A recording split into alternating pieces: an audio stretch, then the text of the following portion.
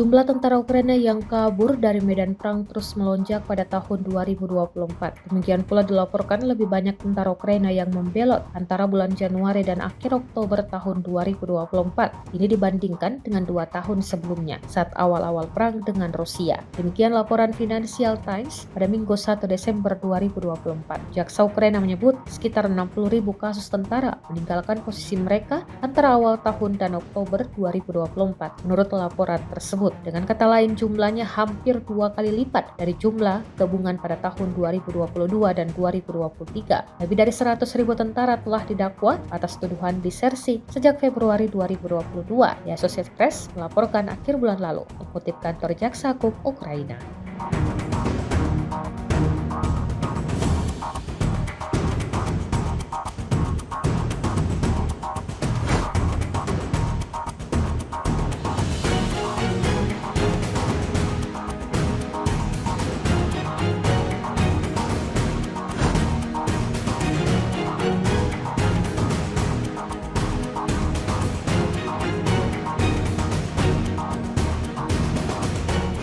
Download Tribun X sekarang, menghadirkan lokal menjadi Indonesia.